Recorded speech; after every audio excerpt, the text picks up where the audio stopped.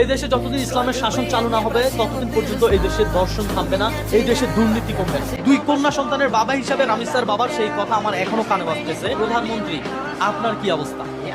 ঘুমাইতে পারতেছেন তো? আপনার কি কানে বাজে না সেই কথা?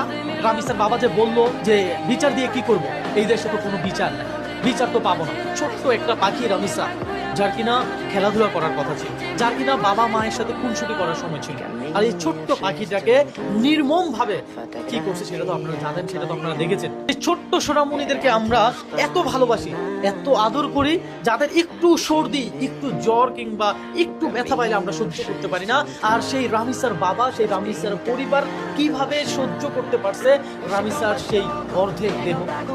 চিন্তা করেন একবার, আপনার সন্তান, আপনার সোনামণির একটু ব্যথা পেলে আপনার কেমন লাগে, তার একদিন জ্বর হলে আপনার কেমন লাগে। আর সেই রামিজ স্যার বাবা, রামিজ স্যার মা কিভাবে সহ্য করছে। রামিজ স্যার অর্ধেক মাথাটা ছিল ওয়াশরুম। এই দৃশ্য দেখে আমি কন্যা সন্তানের বাবা হিসাবে আমি কোনোভাবেই মেনে নিতে পারছি না। তবে আমরা তো বাঙালি, আজকে রামিজ স্যার কথা চলতেছে, কালকে দেখবেন আরেক টপিক, এগুলোই চলে। কয়জন মনে রাখছে ছোট্ট সেই আসিয়ার কথা? এই ধরনের ঘটনা অহরহ ঘটতেছে।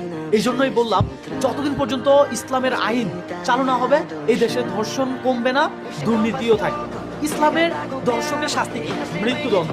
আমাদের দেশে আজ পর্যন্ত কয়টা ধর্ষকের শাস্তি হয়েছে বলতে পারবেন কি? বর্তমানে প্রধানমন্ত্রী তারেক রহমান, আপনিও কন্যা সন্তানের বাবা, এইবার অন্তত আপনারা জাগ্রত হন। আপনাদের কাছে আমরা আশা করছি যে আর কোনো ধর্ষক ঘুরে বেড়াবে না, মৃত্যুদণ্ড সর্বোচ্চ শাস্তি হবে। রামিজ স্যার ধর্ষককারী সেই নরপিশাচ সোহেল যেহেতু নিজেই জবানবন্দি দিছে, সে অপরাধ করছে, তাহলে আমরা চাই তার সর্বোচ্চ শাস্তি হবে।